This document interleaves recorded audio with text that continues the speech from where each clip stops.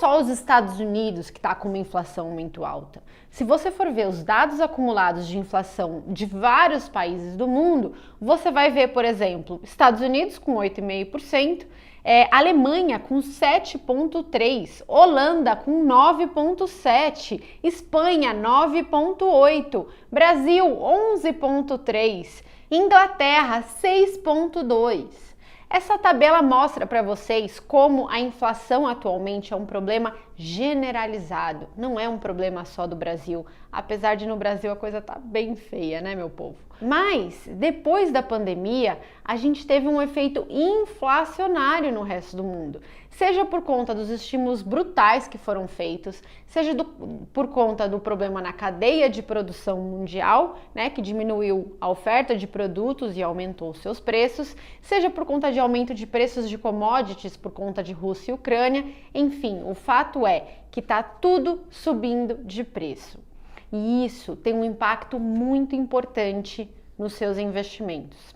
Vamos lembrar que a última vez que os Estados Unidos mostrou uma inflação tão alta quanto essa foi próximo de 1980, depois dos 2 choques do petróleo. Naquela época, a taxa de juros americana teve que ir para mais de 10% e com isso todos os investimentos foram impactados.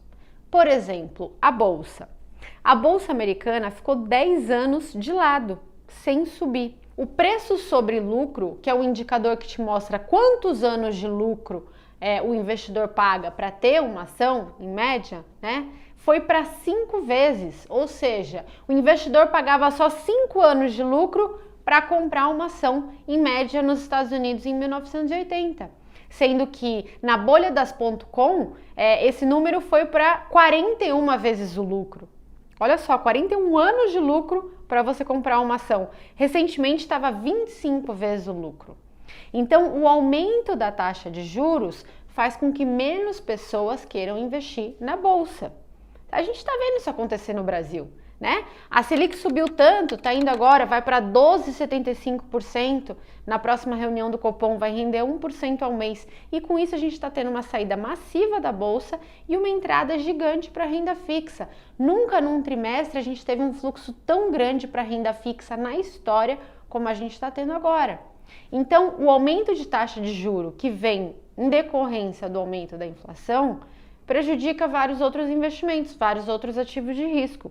E agora a gente vai passar por uma longa tendência de aumento das taxas, não só no Brasil, que a gente já teve esse aumento, mas em todo o resto do mundo. Aqui no Brasil, por exemplo, na última reunião do Copom, o presidente do Banco Central tinha falado que ele ia tentar deixar a taxa Selic lá em 12,75%. Depois dele ver essa inflação, o número de inflação, ele já falou, o gato subiu no telhado, acho que 12,75 não vai dar, enfim, vamos ver, vamos conversar mais lá na frente.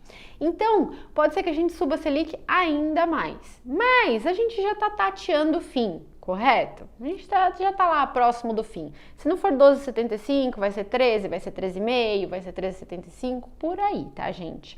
Agora, o resto do mundo está com taxa praticamente zero.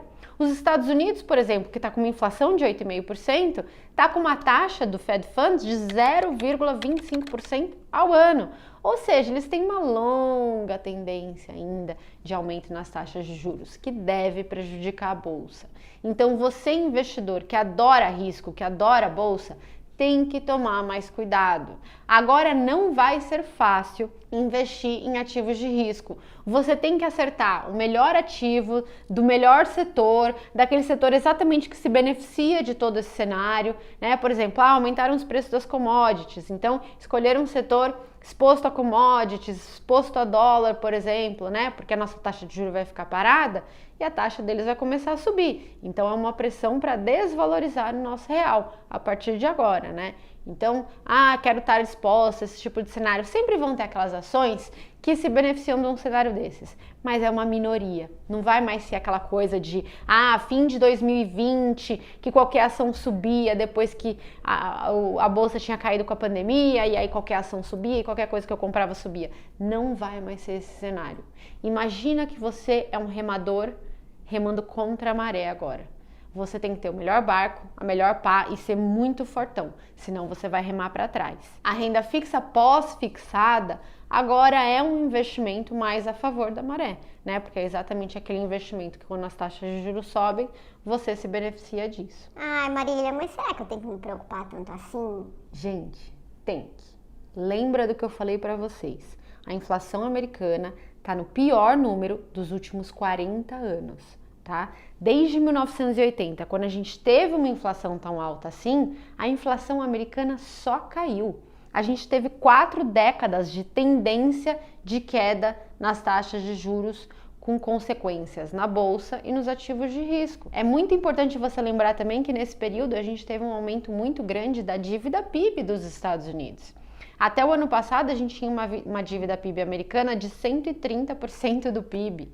Isso com uma taxa de juro de próxima a zero é uma coisa. Agora, com uma taxa de juros de 5%, 6% ao ano, é bem mais complicado. Então, não vai ser um cenário fácil para ninguém o cenário dos próximos 2 anos. É muito importante que você adeque os seus investimentos para essa nova realidade. Não adianta operar a sua carteira da mesma forma que você operou nos últimos 40 anos, com tendência de queda nas taxas, e achar que essa mesma estratégia jogada num cenário de tendência de alta nas taxas vai dar certo. Não vai dar.